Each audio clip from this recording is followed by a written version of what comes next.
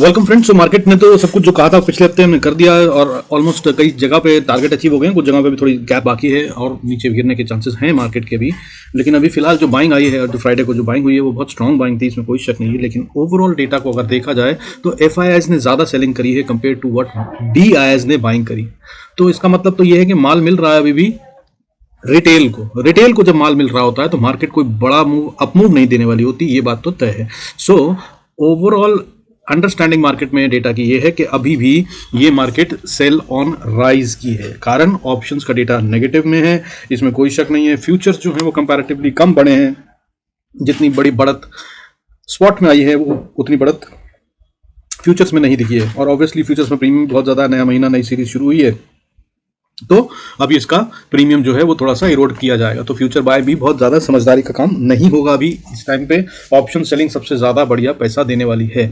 Market sideways रह सकती है, that's what is the indication. लेकिन गैप डाउन होगा, बार बार नीचे की तरफ जाने की कोशिश करेगी मार्केट, इसलिए बाय के सीन से तो बिल्कुल बचने की ही कोशिश कीजिएगा। बाकी समझते हैं डेटा को क्या चल रहा है और क्या होने वाला है। Let's start the video. Before we start I request to go through the disclaimer as per SEBI norm. जरूरत हो तो वीडियो को पॉज कर पढ़ें। देखिए, जैसा कि मैंने बताया आपको कि एफआईआईज जो है वो अभी डेटा नेगेटिव ही बना हुआ है, माल बेच रहे हैं। 1500 करोड़ का माल फ्राइडे को बेचा।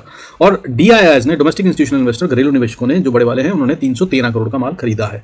ठीक है, तो बाइंग तो ये कर रहे हैं, लेकिन ये बहुत फोकस्ड बाइंग कर रहे हैं। जिस जगह पे इनको चाहिए उसी जगह पे ये बाइंग कर रहे हैं, बाकी जगहों पर ये माल को जाने दे रहे हैं पब्लिक के हाथ में। इसका मतलब ये है कि मार्केट जो है वो अभी बहुत बड़ी बाइंग को विटनेस नहीं करने वाली है और ये अभी जल्दी ही वापस नीचे गिरती हुई नजर आएगी। वैसे अगर ओवरऑल देखें तो डेटा देखिए मजबूत है, इसमें कोई शक नहीं है। अगर आप उस तरह का होराइजन या उस तरह का विजन रखते हैं जिसमें आप लंबे समय के लिए होल्ड कर सकते हैं तो हाँ, अभी आप मार्केट में थोड़ी थोड़ी बाइंग शुरू कर सकते हैं। हालांकि बेस्ट टाइम टू बाय अभी नहीं आया है, वो टाइम जब आएगा तो वो भी बताऊंगा। क्यों कह रहा हूं ऐसा कि अभी बाइंग जो है वो स्ट्रांग है मार्केट का आने वाला समय? वो कारण सिंपल सा ये है कि भाई देखिए, अगर ओवरऑल डेटा देखा जाए डोमेस्टिक इंस्टीट्यूशनल इन्वेस्टर और फॉरेन इंस्टीट्यूशनल इन्वेस्टर, घरेलू और विदेशी वालों के बीच में, तो डोमेस्टिक वालों ने अक्टूबर महीने में 26,585 26,585 करोड़ का माल खरीदा है और फॉरेन इंस्टीट्यूशनल इन्वेस्टर ने 28,369 दैट इज 28,369 करोड़ से थोड़ा ज्यादा माल बेचा है। अब अगर बात करें, मगर स्ट्रांग बात कर रहा हूं कि मार्केट स्ट्रांग है लॉन्ग टर्म में, वो क्यों? क्योंकि अगर आप एनुअल डेटा देखेंगे तो वो बहुत ह्यूज गैप के साथ बाइंग हो रही है। जैसे कि डोमेस्टिक इंस्टीट्यूशनल इन्वेस्टर ने इन द ईयर 2023 जनवरी से लेकर अभी तक 1,55,785 करोड़ से ज्यादा का माल खरीदा है। इसके अगेंस्ट सेलिंग कितनी हुई है? जनवरी से लेकर अभी तक इन्होंने सिर्फ 49,888 करोड़ से थोड़ा ज्यादा माल बेचा, यानी कि लगभग 50,000 करोड़ से थोड़ा सा ज्यादा माल बेचा है। और अगर कंपैरेटिवली देखें तो डोमेस्टिक इंस्टीट्यूशनल इन्वेस्टर ने 3 गुना माल, 1,55,000 करोड़ से ज्यादा का माल खरीदा है। सो ओवरऑल बाइंग में ही बैठे हैं। बाकी अब आगे चलते हैं और बाकी के डेटा को देखते हैं। तो देखिए, वॉलेटिलिटी इंडेक्स में बहुत अच्छी गिरावट आई है, 6.99%, यानी कि लगभग 7% नीचे गिरकर बंद हुआ है 10.91 पे, 10.91 पे, जिसका मतलब ये होता है कि वॉलेटिलिटी कम नजर आएगी। उसका दूसरा कारण ये है 21 मूविंग एवरेज से जब प्राइस बहुत दूर चली जाती है तो या तो मूविंग एवरेज ऊपर उठाई जाती है और वहां तक पहुंचाई जाती है जहां प्राइस है, या फिर प्राइस के मूविंग एवरेज तक पहुंचने का इंतजार किया जाता है। सो दोनों ही स्थितियों में मार्केट साइडवेज ज्यादा दिखती है। So that's what is the story. However अगर हम बात करें कि मार्केट में जो बढ़ने वाले शेयर हैं और गिरने वाले शेयर हैं, तो देखिए सेंसेक्स में बढ़ने वाले शेयरों की गिनती भयंकर रूप से बढ़ी है। मोर देन 100% का इंक्रीज है थर्सडे वर्सेस फ्राइडे में। थर्सडे को बढ़ने वाले शेयरों की गिनती सेंसेक्स में 820 थी, जो बढ़कर 1748 हो गई। वहीं गिरने वाले शेयरों की गिनती जो कि 1271 थी सेंसेक्स में, वो कम होकर 329 रह गई, यानी कि रेड में बंद होने वाले शेयर फ्राइडे को सिर्फ 329 शेयर्स थे, बाकी सब जगह पे भयंकर रूप से बाइंग हुई है। जुबिलेंट फार्मा बढ़ने वाले शेयरों में टॉप पे था, कम 17% के करीब की बढ़त है, 16.94, ठीक है, 397 पे ट्रेड कर रहा है ये भी। वहीं स्वान एनर्जी 369 पे ट्रेड कर रहा है, ये भी करीब 12.5% से ज्यादा बढ़ता हुआ नजर आया। वेल्सपन इंडिया ये 10% से ज्यादा बढ़ता हुआ है। मसगांव डॉक फिर से एक बार बढ़ता हुआ नजर आया 8.29। अगर इनमें बात करूं कौन सा वाला है जो एक अच्छा हो सकता है बाय, तो आप स्वान एनर्जी पे नजर रख सकते हैं। बाकी के फिर भी अभी इतने स्ट्रांग नहीं है। स्वान एनर्जी, SWAN एनर्जी, इस पे आप अगर नजर रखें 369 पे चल रहा है। थोड़ा थोड़ा करके चाहें तो इसको बाय करना शुरू कर सकते हैं। हालांकि ये अभी दिखा रहा है कि ये या तो साइडवेज या थोड़ा और गिरावट दिखाता हुआ नजर आएगा। और अगर आपका लॉन्ग टर्म होराइजन है तो आप थोड़े थोड़े करके बाय करना शुरू करेंगे तो आपकी एक ऐसी अच्छी एवरेज निकल आएगी जिसमें कि ये आपको एक अच्छा रिटर्न दे सकता है। शेयर का नाम फिर से बता दूं आपको, स्वान एनर्जी। अभी जब इसमें करेक्शन आएगी तब आप इसमें थोड़ी बाइंग करनी शुरू कर सकते हैं। और अगर 100 शेयर खरीदने हैं तो अभी 15-20 शेयर से ज्यादा ना खरीदें, क्योंकि और नीचे की मार्केट अभी दिखा रही है डायरेक्शन, तो ये नीचे भी सस्ते में मिलता हुआ नजर आ सकता है। एनर्जी सेक्टर में अच्छी बढ़त आने वाली है। जैसे मैंने पहले पॉनी रोड बताया था आपको, पॉनी शुगर्स अभी ऑलमोस्ट सेम प्राइस पे चल रहा है अभी भी, इतनी गिरावट के बाद भी। तो लॉन्ग टर्म के लिए इसमें थोड़ी थोड़ी, फिर से बोल रहा हूं, थोड़ी थोड़ी बाइंग कर सकते हैं। बाकी अगर इसके अलावा बात करें देखिए मार्केट की, तो फ्राइडे को सारे सेक्टर बढ़ते हुए नजर आ रहे थे। अगर बात करूं गिरने वाले चीजों की, तो सिर्फ वॉलेटिलिटी इंडेक्स और डॉलर थोड़ा सा रेड में बंद हुए हैं, इसके अलावा बाकी सब चीजें ग्रीन में थी। फिर बात करूं चाहे मैं इक्विटी मार्केट की या कमोडिटी मार्केट की, क्रूड ऑयल 2.94% बढ़कर ट्रेड कर रहा था 7,149 पे, 204 रुपए की बढ़त के साथ। गोल्ड भी लगभग आधा % की बढ़त के साथ 61,255 पे ट्रेड कर रहा था। वहीं सिल्वर की बात करें तो वो भी 71,793 पे, यानी कि 0.30% बढ़कर ट्रेड कर रहा था, 213 रुपए की बढ़त थी। बाकी इसके अलावा अगर बात करें तो 42,782 पे बंद हुआ है बैंक निफ्टी, 501 पॉइंट की बढ़त है, और क्लोज जो हुआ है 42,782 पे बंद हुआ है, यानी कि अपने हाई के पास बंद हुआ है, जो कि एक अच्छा साइन है। इसका मतलब ये स्ट्रेंथ दिखा रहा है। लेकिन इसका जो ऑप्शन चेन का डेटा बना हुआ है वो नेगेटिव बना हुआ है, और ये बता रहा है कि मार्केट अभी और ऊपर जाने के मूड में नहीं है, सो कॉशियस रहिएगा। निफ्टी की अगर बात करें तो 19,000 का एक बहुत अच्छा इंपॉर्टेंट लेवल इसने सस्टेन कर लिया और उसके ऊपर क्लोजिंग दे दी है। 19,047 पे क्लोज हुआ है, 190 पॉइंट्स की बढ़त के साथ बंद हुआ है। हालांकि अगर हम बात करें कि थर्सडे का जो फॉल था वो बहुत बड़ा था 264 का, ये उसको भी पूरा रिकवर नहीं कर पाया है। सो साइन तो बहुत अच्छे हैं बाइंग के, लेकिन अभी भी मार्केट बाय में कहीं से कहीं तक नहीं आई है। जो लॉजिक कहता है, जो फंडामेंटल्स या टेक्निकल्स के जो रूल्स कहते हैं, वो ये कहते हैं कि पहला अप मूव जो होता है रिवर्सल, वो कभी भी बाय नहीं किया जाना चाहिए। सो मैं फिर से एडवाइस कर रहा हूँ, बाय का टाइम नहीं है। बाकी आइए चलते हैं चार्ट्स पे और समझने की कोशिश करते हैं वहाँ क्या और लेवल्स क्या हैं जिन पे हम ट्रेड कर सकते हैं। तो सबसे पहले शुरू करते हुए निफ्टी 50 की बात करते हैं। तो निफ्टी 50 की अगर हम बात करें तो देखिए निफ्टी 50 जैसा कि मैंने बताया 20 मूविंग एवरेज के नीचे ट्रेड कर रहा है। ये डेली चार्ट है, डेली चार्ट पे अगर आप देखें तो ये देखिए 20 मूविंग एवरेज से बहुत दूर हो गई है प्राइस, और मैंने कई बार बताया जब 20 मूविंग एवरेज से ये बहुत दूर हो जाती है प्राइस, तो ये वापस 20 मूविंग एवरेज को छूने की कोशिश करती है, या फिर इंतजार करती है कि 20 मूविंग एवरेज की लाइन जो है वो इस तक आ जाए। सो मार्केट अगर यहाँ साइडवेज रहती है और ये लाइन नीचे आती जाएगी, ऑब्वियसली अगर ये नीचे ट्रेड कर रहा है तो फिर ये यहाँ पर मीट हो जाएगा। हो सकता है अगला हफ्ता पूरा साइडवेज ही रहे, लेकिन वॉलेटिलिटी इंडेक्स बहुत नीचे है, इसलिए ऑप्शंस जो है वो बहुत समझदारी से बाय कीजिएगा। और वीकली की अगर हम बात करें तो इसने वीकली में 20 मूविंग एवरेज के नीचे क्लोजिंग दे दी है, जो कि अभी तक ऊपर थी। पैटर्न की अगर हम बात करें तो ये यहाँ पर एम पैटर्न बनाता हुआ ऐसा नजर आ रहा है, बना ही दिया है, ये मैंने आपको समझाया था पिछले वीकली वीडियो में अगर आपने देखा होगा तो। और उस हिसाब से ये अभी अपने क्रूशियल रेंज पे है, पिछली वाली सपोर्ट के पास इसने जाकर सपोर्ट ले लिया। अगर आप ये देख पा रहे हैं तो पिछली बार जब ये पार करने लगा था 18,890, तो इसको पार करने में दम लगा था, टाइम लगा था, फेल हुआ था, उसके बाद पार हुआ था, और अभी इसने वापस वहीं पे सपोर्ट लेने की कोशिश करी है और उसके ऊपर ही क्लोजिंग दी है वीकली बेसिस पे। अगर हम देखें तो मंथली बेसिस पे देखें तो देखिए अभी मूविंग एवरेज जो है वो भी 20 मूविंग एवरेज से बहुत दूर है मंथली चार्ट पे। सो इसको अभी इसके पास आना है, नीचे की तरफ का रास्ता बहुत अच्छा खुला हुआ दिख रहा है और ये सारे इंडेक्सेस में दिख रहा है। सो दैट मींस अभी और नीचे की गिरावट बनती है। तो देखिए लेवल्स की अगर हम बात करें तो निफ्टी को अगर ऊपर जाना है, ठीक है, अभी क्लोज कहाँ हुआ है 19,047 के पास, और 19,047 के बाद अगर इसको ऊपर जाना है तो सबसे पहली रेजिस्टेंस जो इसको मंडे को पार करनी होगी वो 19,078 है, ठीक है। तो उससे पहले बाय का सोचिएगा मत, ये शायद गैप डाउन करने वाला है, अगर इसके नीचे खुलता है तो बाय से बिल्कुल बिल्कुल बिल्कुल बचिएगा, ठीक है। पहली बात हो गई। दूसरी बात आपको बता दूं कि अगले हफ्ते की जो मुझे रेंज दिख रही है, जो गेम दिख रही है, वो ऊपर की तरफ में 19,230-40 का एरिया है, और नीचे की तरफ अगर बात करूं तो पहला लेवल 18,530-40 का एरिया है, और अगर इसको तोड़ दिया तो हो सकता है अगले हफ्ते 18,270 भी दिख जाए, ठीक है। सो ये हो गया अगले हफ्ते के लिए बड़ा वाला लेवल। अब अगर बात करें जैसे कि मैंने बताया कि कहां पे खेलना है, तो अगर बाय करना है तो 19,078 के ऊपर अगर ट्रेड करे तभी बाय का सोचिएगा, अदरवाइज बाय से बचिएगा और सेल के ट्रेड लेने की कोशिश कीजिएगा। हाउएवर अगर 19,078 को पार कर लेता है तो अगली रेजिस्टेंस ये फेस करेगा अप्रॉक्सीमेटली 19,130 के आसपास, और 130 को पार कर गया तो फिर 175 के आसपास, और अगर इसको पार कर गया तो 19,230-40 का एरिया है, इस पे जाकर ये बहुत जोर से स्ट्रॉन्ग रेजिस्टेंस फेस करेगा। हाउएवर झटके में अगर ऊपर गया तो 260-80 तक जा सकता है, ठीक है। इसके ऊपर जाता हुआ निफ्टी अभी फिलहाल दिख नहीं रहा है मुझे अगले हफ्ते। हाउएवर अगर इसको पार कर गया तो फिर एक अच्छा बड़ा मूव आ सकता है। हाउएवर 345 पे एक छोटी रेजिस्टेंस आएगी, इसको पार करने के बाद 19,480 का लेवल है, 19,480 से 580 मैक्सिमम होगा अगर निफ्टी चाहे भी तो अगले हफ्ते जहां तक जाने की दिखा सकता है कोशिश। इससे ज्यादा की कोशिश भी नहीं दिख रही है मुझे किसी भी तरह से, क्योंकि जो फॉल आया है अब उसके लिए बहुत इंपॉर्टेंट लेवल हो गया 19,500, इसको अभी निफ्टी आने वाले जल्दी समय में तो पार नहीं कर रहा है। अब बात कर लेते हैं नीचे की। अगर नीचे आना है देखिए निफ्टी को, तो सबसे पहले अगर सेल का ट्रेड लेना चाहें तो सेल का ट्रेड जो है वो 19,020 के नीचे लिया जा सकता है, लेकिन ध्यान रखिएगा ये वो जगह है जहां पर अगर ये नीचे खुलता है तो यहां से ये ऊपर जाने की कोशिश सीधा सीधा कर सकता है। तो यहां पर अगर खुल जाए तो यहां पर सेल मत कीजिएगा, इंतजार कीजिएगा। 19,020 को तोड़ देगा तो फिर अगली सपोर्ट जो आती है वो 19,980 के आसपास आती है।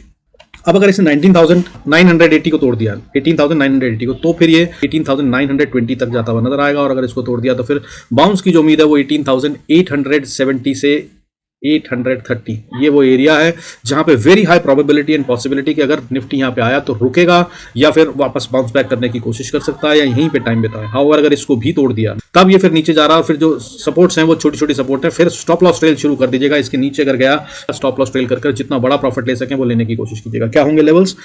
पहला लेवल सपोर्ट का आएगा 18,780, अगर उसके नीचे चला गया तो 18,736 और अगर उसके नीचे गया तो फिर 690 और 18,660 50 तक के एरिया तक ये जा सकता है। ये वो एरिया है, this will be the place where bulls will try and buy things. ज्यादा पैसा लगाकर यहां पर खरीदने की कोशिश करेंगे बुल्स, ठीक है। ये एक अच्छा बाइंग लेवल होगा। आप भी अगर लंबे समय के लिए इन्वेस्ट करना चाहते हो तो इस लेवल पे मार्केट में आने पर अपनी पसंद के कुछ अच्छे शेयरों को, जैसे अगर आपने चूज कर रखा हो या जो मैंने बता रखे हैं उनको आप देख सकते हैं, उनको यहां पर आकर बाय करना थोड़ा थोड़ा समझदारी होगी। हाउएवर अगर इस लेवल को भी ये सस्टेन नहीं करता, 18,650 को भी तोड़ देता है, तो फिर ये नीचे जा रहा है एक छोटी सी सपोर्ट 560 पे, हालांकि उसके बाद मजबूत सपोर्ट 530 पे आती है। ये 530 पे अगर बाउंस बैक करेगा तो बहुत अच्छा है, नहीं तो यहां पर टाइम बिताएगा। यहां पे अपने प्रॉफिट्स बुक कर लेना समझदारी होगी, क्योंकि यहां से नीचे जाने के लिए इसको फिर से डिस्ट्रीब्यूशन कंसोलिडेशन शायद करना होगा और उसमें टाइम लगेगा और उस दौरान में ऑप्शंस के प्रीमियम उड़ते नजर आएंगे। अगर इसके नीचे अगर गया तो फिर एक और मजबूत सपोर्ट जो बनती है वो 465 पे बनती है और अगर 465 को तोड़ दिया तो फिर ये एक बड़ा और गिरावट का मूव दिखाएगा जो निफ्टी को सीधा 18,261 तक ले जाएगा और अगले हफ्ते ये हो सकता है, बिल्कुल हो सकता है। और 18,200 को अगर तोड़ दिया निफ्टी ने तो भाई ये एक बड़ी प्रॉब्लम हो जाएगी, फिर ये बहुत बड़े बड़े लेवल नीचे के लिए खोल देगा। वैसे ही अगर बात करें बैंक निफ्टी की तो बैंक निफ्टी में भी देखिए सीधा लेवल्स की बात करूंगा। गेम में समझा चुका हूं, 20 मूविंग एवरेज, एम पैटर्न और बाकी सब आपको क्लियर है। और बहुत जरूरत हो तो लास्ट वीक का भी वीडियो वीकली एनालिसिस वाला देख लीजिएगा और क्लियर समझ में आ जाएगा। मैंने पहले ही टारगेट बता रखे हैं। तो बैंक निफ्टी में जो असली टारगेट निकल के आता है फॉल का वो अब 40,378 का नजर आता है, ये यहां तक जाता हुआ नजर आएगा आने वाले समय में। हाउएवर अगला हफ्ता इसमें भी बहुत बड़े मूव की उम्मीद कम है, साइडवेज के चांसेस ज्यादा है। लेकिन साथ में एक बात और बता दूं आपको कि अगर निफ्टी में गिरावट आनी है तो सबसे बड़ी गिरावट बैंक निफ्टी होगी, धक्का यही देगा। देखिए बंद हुआ है 42,780 के पास, ठीक है। सबसे पहली रेजिस्टेंस जो ये फेस करेगा अगर इसको बाय करना है तो वो 860 के ऊपर ही बाय कीजिएगा, उससे पहले ये सेल ऑन राइज ही है, ठीक है। अब अगर 860 को पार कर ले तो अगली रेजिस्टेंस 43,000 पे आती है, 43,000 40-50 तक मैक्सिमम जाता हुआ नजर आ सकता है। 60-70 भी हो सकता है छू जाए। बैंक निफ्टी के लिए 10-20 पॉइंट बहुत ज्यादा नहीं होते, उस हिसाब से समझदारी से गेम कीजिएगा। तो यहाँ पर क्या करती है प्राइस उसको देखना बहुत इंपॉर्टेंट होगा। अगर रिवर्सल आना है तो बैंक निफ्टी अगर ऊपर जाता है तो यहाँ तक आकर रिवर्सल आ जाना चाहिए, ठीक है। सो मेरे हिसाब से समझदारी ये होगी कि यहाँ पे अपने प्रॉफिट्स अगर कॉल साइड पे हों और बैंक निफ्टी ऊपर जाता है तो यहाँ बुक कर लेने चाहिए और उसके बाद फिर प्राइस एक्शन क्या करता है उसका इंतजार करना चाहिए।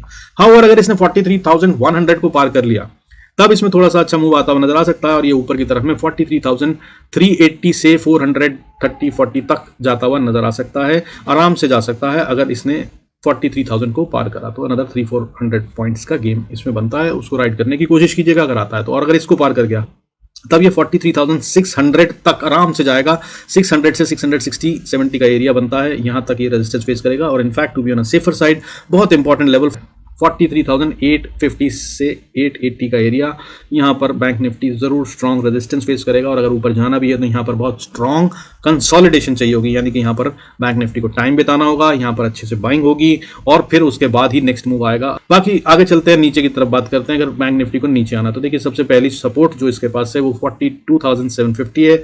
मंडे को हो सकता है इसके नीचे गैप डाउन कर दे, पर अगर गैप डाउन कर देता है तो उस केस में सेल से बचने की कोशिश कीजिएगा, क्योंकि उसके बाद फौरन बाद 42,630 पे भी बहुत स्ट्रॉन्ग सपोर्ट है और यहां पर भी ये वापस बाउंस बैक करने की कोशिश कर सकता है। और अगर इसने यहां पर बाउंस नहीं किया तो फिर ये नीचे की तरफ में आ रहा है और अगली सपोर्ट जो आती है वो 42,480 पे आती है और ये साइकोलॉजिकल सपोर्ट भी बनती है 42,500 से 480 का एरिया।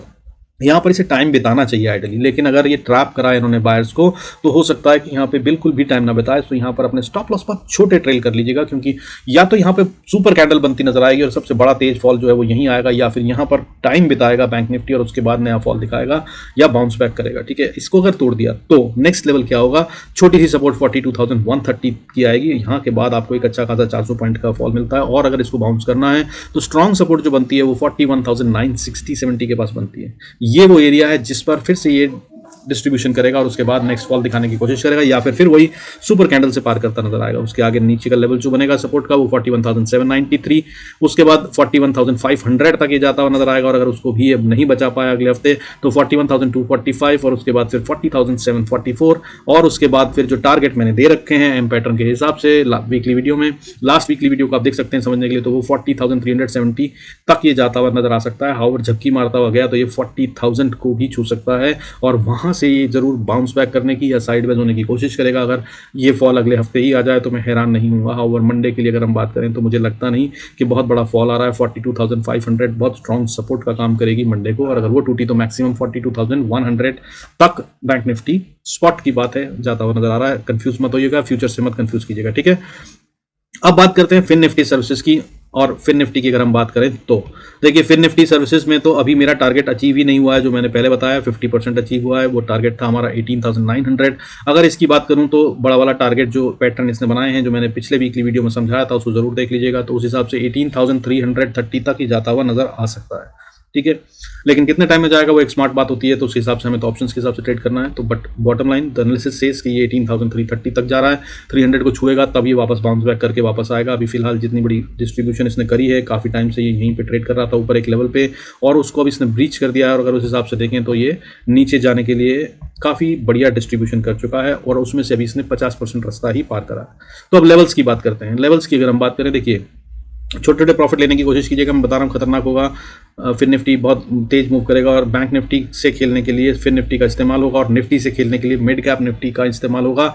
सो बहुत सावधान रहिएगा, ठीक है। तो लेवल्स की बात 19,170-60 को पार करेगा अगर फिर निफ्टी सर्विसेज, तो आप इसको बाय का सोचिएगा, अदरवाइज बाय मत करिएगा। अभी फिलहाल क्लोज कहाँ हुआ है 19,130 पे। मैं कह रहा हूँ 160 32 पॉइंट से ज़्यादा की बात नहीं कर रहा हूँ। 60-70 को पार करे तभी इसको बाय का सोचिएगा, और अगर इसको पार कर ले तो फिर 19,220-30 तक ये जाता हुआ नजर आ सकता है। 100 पॉइंट के बाद फिर अटकता नजर आ सकता है, या फिर और ऊपर जाने की कोशिश कर सकता है। अगर ऊपर जाता है तो 284 पे एक छोटी सी रेजिस्टेंस, और अगर गया और ऊपर तो 19,390 का एरिया बहुत स्ट्रॉन्ग रेजिस्टेंस का काम करेगी, और यहाँ से ज़रूर थोड़ा टाइम लगेगा ऊपर जाने में। और अगर ऊपर जाता भी है तो अगर ये रिट्रेसमेंट या रिकवरी जो है आती है तो वो 19,475 और उसके बाद 19,651 तक जाती हुई नजर आ सकती है।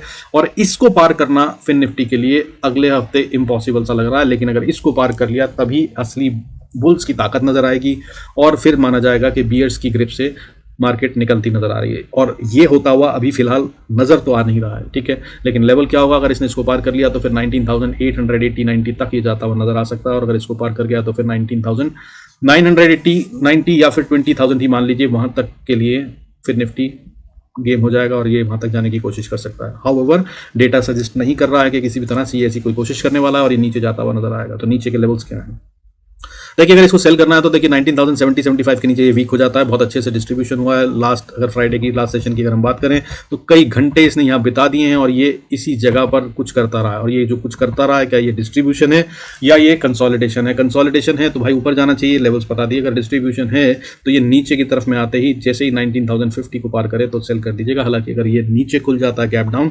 समझिए कि 19,100 के आसपास भी, तो आप इसको वहां पर भी सेल कर सकते हैं। छोटा सा स्टॉप लॉस 20-25 पॉइंट का रखकर सेल कर सकते हैं। सपोर्ट में इसकी जो लेवल आएंगे वो 19,050, और अगर इसको तोड़ा तो फिर 18,930, और अगर इसको तोड़ा तो 18,890, और अगर इसको भी तोड़ा तब ये एक अच्छा फॉल दिखाएगा। हालांकि झटका मारते हुए 18,870 के आसपास होगा। यहाँ पर अगर नीचे चला गया तो फिर नई एंट्री भी बन सकती है एक अच्छे वाले शॉर्ट ट्रेड के लिए। तो फिर अगला लेवल जो है वो 18,744, जो कि बहुत मजबूत सपोर्ट नहीं है, ब्रीच हो जाएगी थोड़ी देर रुकने के बाद, और उसके बाद 18,668, और अगर इसको तोड़ा तो फिर साइकोलॉजिकल लेवल 18,500 से 460 का एरिया है। यहाँ पर अगर बाउंस बैक आया तो आया, हालांकि बाउंस बैक के चांसेस यहाँ पर भी बहुत कम है। और अगर इसको भी तोड़ दिया तो 18,320, और अगर उसके भी नीचे गया तो फिर बड़े वाले लेवल खुल जाएंगे। फिर साइकोलॉजिकली अगर 18,000 पर रुक गया, टू बी प्रिसाइज 17,980-70 का एरिया बनता है तो बहुत अच्छा है, नहीं तो ये 17,768 तक जाता हुआ नजर आ सकता है, और ये अगले हफ्ते हो सकता है। बड़ा मुश्किल सा लग रहा है, लेकिन भाई फाइनेंशियल शेयर्स में जब गिरावट आती है तो बहुत तेज होती है, तो हाँ हो सकता है। तो लेवल्स गेम करिएगा तो बहुत अच्छा रहेगा। स्टॉप लॉस ट्रेल करते रहेगा। मैंने बता दिया कहाँ पर स्ट्रॉन्ग सपोर्ट है और कहाँ पर वीक सपोर्ट है, उसके अकॉर्डिंगली अपने स्टॉप लॉस को छोटा या बड़ा करते रहिएगा और राइड करने की कोशिश कीजिएगा। बाकी falls are always sharper, quicker, faster, so तेज गिरते हैं, ध्यान रखिएगा। बड़ा प्रॉफिट लेने की कोशिश करिएगा, और अगर बाहर निकल जाए तो बार बार कूदने की कोशिश मत कीजिएगा। हाथ जल जाते हैं अक्सर, क्योंकि ऐसी वाली गिरावट में रिकवरी भी बहुत तेज आती है। अब बात करते हैं मिड कैप निफ्टी की। मंडे को इसकी एक्सपायरी है, इसमें क्या गेम होगा? देखिए ये तो सिंपल सा जो पैटर्न बना रहा है वो ये, अगर तो ऊपर जाता है तो कप एंड हैंडल बन जाएगा। ऊपर जाने के लिए लेवल क्या है 8,770, अभी 750 पे है, तो अगर 70 के पार चला जाता है तो ये kind of a cup and handle बन जाएगा। अगर आप बात करें तो देखिए ये है कप, और अगर बात करूं इसकी ये, तो ये बना रहा है यहाँ पे हैंडल, ये है वो लेवल जिसके ऊपर अगर ये जाता है तो बॉस ये कप एंड हैंडल पैटर्न बन जाएगा। ठीक है, तो अगर ये बनता है तो भाई फिर बाय बनता है इसमें, तब ये ऊपर जाएगा, और यही है जहाँ पे छुपा हुआ गेम है। तो मगर लेवल क्या है 8775, इसके ऊपर में बाय है, उससे पहले बाय अभी नहीं बनता है, क्योंकि यहीं पे बहुत बड़ी बढ़त आ रखी है। पिछले हफ्ते के वीकली वीडियो में मैंने समझाया था, उसको जरूर देख लीजिएगा कि इतनी बड़ी बढ़त इसमें आ चुकी है, 50% से ज़्यादा बढ़ चुका है। अगर उसके बाद ये नीचे गिरे तो इसमें एक अच्छी खासी करेक्शन आ सकती है, और इसने गिरना शुरू कर दिया है तो इसमें गिरावट जो है वो अभी और बहुत बड़ी जगह के लिए खुला हुआ मैदान है, चांसेस आर, बट मार्केट है, कैसे खेलेगी कहना मुश्किल है। तो इसलिए लेवल्स तो 8775 के ऊपर अगर चला जाए तो भाई बाय बनता है। अभी 8738 पे क्लोज हुआ है, अदरवाइज ये ऊपर जाने के मूड में नहीं है। और अगर इसने 8775 या 85 को पार करा तो फिर ये अगली रेजिस्टेंस जो फेस करेगा वो 8820 पे, और अगर इसको भी ये पार कर गया तो फिर 8878 और उसके बाद 8927 तक ये जा सकता है। और अगर उसके बाद की बात करूं तो एक स्टिफ और स्ट्रॉन्ग रेजिस्टेंस ये फेस करेगा जो कि साइकोलॉजिकल लेवल भी है 9000 के पास। 8980 से लेकर 9014-15 का एरिया है, जिसको अब Fin Nifty mid cap Nifty पार करता हुआ नजर नहीं आ रहा है अगले हफ्ते तो एटलीस्ट नहीं। ठीक है, डेटा नेगेटिव बना हुआ है। हाउएवर अगर कहीं बड़ा गेम हुआ तो उसके आगे 200 पॉइंट आगे फिर बड़ी वाली रेजिस्टेंस है, दैट इज 9237, उस पर भी नजर रखिएगा अगर किसी तरह से आ जाए। हालांकि मुझे कहीं से कहीं तक आती नजर नहीं आ रही, और मेरे वीडियोस अगर आप देखते हैं तो जो मैं कहता हूँ वो कैसे होता है वो आप देख रहे होंगे। अभी पिछले करीब 2 महीने से तो यार 100% एक्यूरेसी चल रही है। मैं खुद थोड़ा कुछ ज़्यादा इनडाइजेस्टेड फील कर रहा हूँ कि यार ऐसे कैसे, बट हो रहा है। So try and use it. बाकी नीचे की बात करते हैं, अगर मिड कैप सेलेक्ट को नीचे आना है तो देखिए अभी जो क्लोज हुआ है 8738 पे क्लोज हुआ है, और 8720 के नीचे ये वीक हो जाएगा। चाहें तो रिस्की ट्रेडर सेल का ट्रेड ले सकते हैं और इसको राइड करने की कोशिश कर सकते हैं। हाउएवर मजबूत लेवल सपोर्ट जो बनती है वो 8700 से 710 का एरिया, यहाँ को अगर इसने ब्रीच करा तब असली वाला सेल का ट्रेड बनता है। और अगर इसके बाद ये नीचे गिरा तो 8637 तक ये सीधा जाएगा, 70 पॉइंट 80 पॉइंट देता हुआ नजर आएगा। और 70 पॉइंट का मतलब खासे पॉइंट होते हैं, 1% के करीब की हम बात कर रहे हैं कि 0.9% टूट जाएगा, जिसका मतलब ऑप्शंस में अच्छा पैसा बनेगा, वो यहाँ बनता नजर आएगा। और अगर इसने 8636 को तोड़ दिया तो फिर 8546, हालांकि उससे पहले कोशिश करेगा 8580 से ही ये सपोर्ट लेने की, लेकिन ये 546 तक 550 तक आता नजर आएगा। और अगर इसको तोड़ा तो फिर 8497, 8461, 8419, 8385, 8349-50 का एरिया है।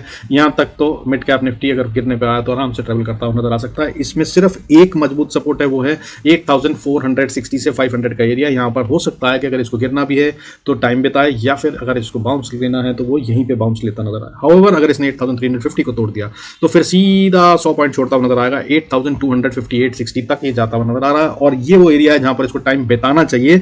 बट अगर भाई जिस तरह से सेल ऑफ FIS कर रहे हैं, पिछले हफ्ते में एक दिन इन्होंने 7000-8000 करोड़ की भी सेलिंग करी है, अगर वैसी कहीं सेलिंग आती है तो ये सीधा 8170 तक अगले ही हफ्ते जाता हुआ नजर आ सकता है। यानी कि हम इस हफ्ते के लिए बोल रहे हैं कि मिड कैप निफ्टी अगर गिरने पे आया तो अच्छा खासा 800 से 1000 पॉइंट गिरता हुआ नजर आ सकता है, क्योंकि इसने अगर 8170 को भी नहीं प्रिजर्व करा तो ये 7970 से 7930 का एरिया है, जिस पर जाकर एक मजबूत सपोर्ट बनती है, जहां पर बुल्स असल में पैसा लगाना चाहेंगे। तो अगर आप मिड कैप या स्मॉल कैप में बाइंग करने की सोचते हो तो वो ये लेवल है जहां पर कि आपको अपना कुछ पैसा लगाने की सोचना चाहिए। उससे पहले just watch and trade the shares only, सिर्फ देखें और आराम से इंतजार करें, या तो बाउंस आ जाए, स्ट्रांग हो, डेटा दिखेगा तो हम बोलेंगे बाय का, अदरवाइज यहां तक आने का इंतजार कीजिए और फिर एक अच्छा लेवल बनेगा बाइंग का। ठीक है, और अगले हफ्ते के लिए सारे लेवल्स आते हुए नजर आ सकते हैं। होप इन सबसे आपको फायदा हो रहा है, अच्छा लग रहा है, आराम से ट्रेड कर पा रहे हैं, और जो मैं समझाने की कोशिश करता हूं वो आप वैसे ही समझ पाते हैं, और आप जरूर पेन कॉपी लेकर ये लेवल्स नोट करते होंगे, और जो मैं कहता हूं कौन सी मजबूत सपोर्ट और कमजोर सपोर्ट, उसके हिसाब से अगर आप ट्रेड करते होंगे तो बहुत अच्छा प्रॉफिट बनता होगा। पिछले हफ्ते भयंकर रूप से सबने कमाया, बहुत सारे स्टूडेंट्स ने भी बहुत ज़्यादा पैसा कमाया। कई बार बोल रहा हूँ, कुछ स्टूडेंट्स ने अपनी डिप्लॉयड कैपिटल को डबल कर दिया, यानी कि मोर देन 100% प्रॉफिट लिया। अगर आप भी करना चाहते हैं तो दोस्त थोड़ी मेहनत करना सीखिए, लेवल्स को नोट कीजिए, कमेंट्री को नोट कीजिए और उसके अकॉर्डिंगली अपने एक्शन को अलाइन कीजिए। मार्केट में प्रॉफिट जो है वो कॉन्फिडेंस से आता है, और कॉन्फिडेंस तब आता है जब हमारे पास पहले से रेडीमेड गेम हो और उसके अकॉर्डिंगली हम एक्शन लेकर अपने साइकोलॉजी को बचा सकें। अदरवाइज मार्केट में राइट गेम जानने के बाद भी लोग लॉस में ही रहते हैं, और मेहनत करना बहुत जरूरी है। Take it like a profession boss. ये मजाक नहीं है कि आदमी कुछ भी लेवल्स मिल गए और उसको मैंने एक बार खेला तो प्रॉफिट हो जाएगा। मार्केट अगर आपने प्रॉफिट ले भी लिया तो थोड़ी देर में आपको ऐसे मजबूर कर देगी कि आप अपना वो प्रॉफिट वापस मार्केट को देते हुए नजर आएंगे और अपनी कैपिटल भी दे जाएंगे। ऐसा होता है साइकोलॉजी के तौर पर, मैं बता रहा हूँ। और वो कैसे ठीक की जाए या क्या होता है जब आपको ये जानना है कि आप अपना कमाया हुआ प्रॉफिट दे रहे हैं, ये सब सीखना चाहते हैं तो बहुत साइकोलॉजी वाली वीडियो को ज़रूर देख लीजिएगा, और नहीं तो सब्सक्राइब तो कर ही लीजिएगा। 1000 सब्सक्राइबर होने के बाद मैं लाइव आकर आप लोगों को ये सब चीज़ें सिखाने और समझाने की कोशिश करूंगा। That can help you get a better trader. That's my promise. So with this, I conclude this video. Thank you so much for staying connected. God bless us all. See you in next video.